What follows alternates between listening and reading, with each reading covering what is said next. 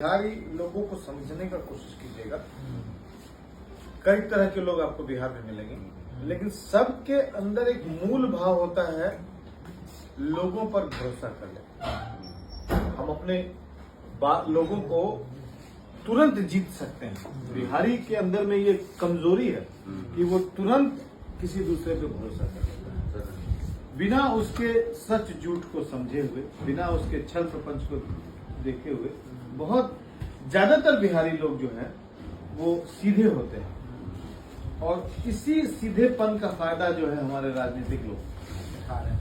आपको छोटे छोटे चीजों में बांट देते हैं और आप तुरंत बढ़ जाते हैं। एक मसला अयोध्या से निकलता है, बिहार सबसे पहले उससे ग्रसित होता है। एक बाबरी निकलता है, सबसे पहले बिहार में ग्रसित होते हैं। कोई एक छोटा मसला निकलेगा, हम बिहारी उससे तुरंत अपने आप को तुरंत कनेक्ट कर लेते हैं, बिना उसके सच को ठीक से जांचे परखे। तो ये हमारा सीधा पक्ष। और राजनीतिक लोग बहुत होशियार होते हैं, वो इन सब बातों को समझते हैं। इसलिए यहाँ के लोगों को जीतने का सबसे आसान तरीका लोगों को बांट देना है।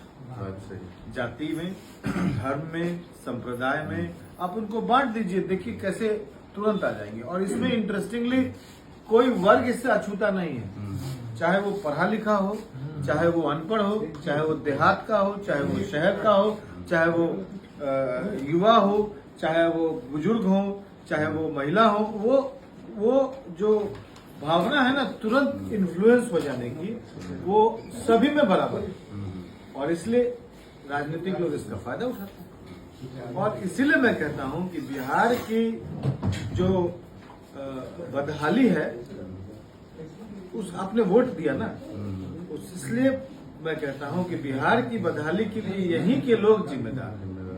जब तक ये लोग होशियार नहीं होंगे, समझदार नहीं होंगे, छोटे छोटे चीजों में बंटने के लिए तैयार नहीं होंगे कि हम नहीं बटेंगे, तब तक आपके बिहार का विकास हो नहीं सकता। और प्रशांत जी यही चेतना जगा रहे हैं।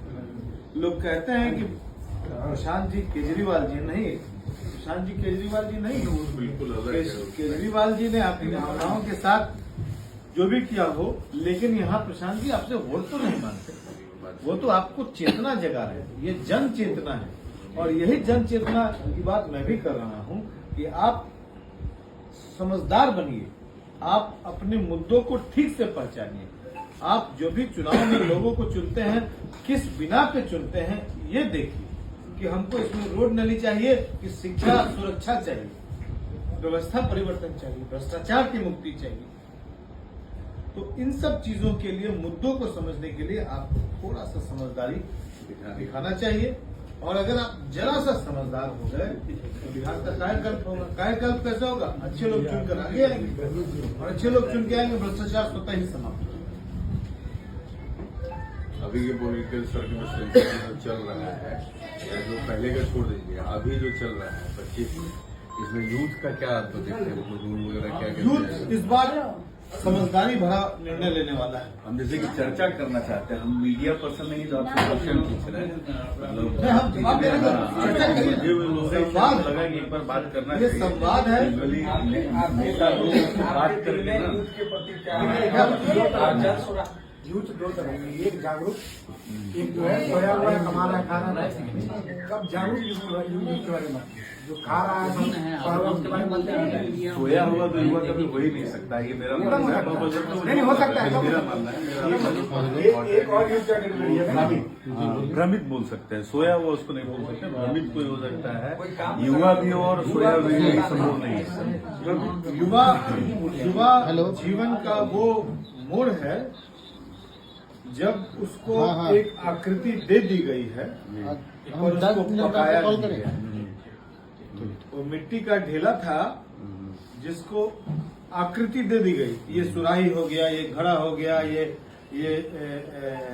बेलना हो गया, ये चकला हो गया।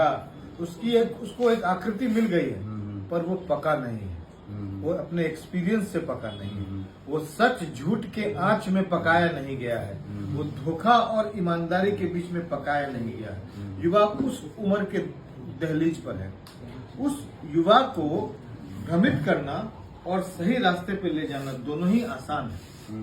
सही बात, शर्त यह है कि उसको किस प्रकार का गुरु मिलता है, बिल्कुल सही बात। किस प्रकार का उसको ज्ञान दर्शन मिलता है, किस प्रकार के लोग उसको गाइड करते हैं।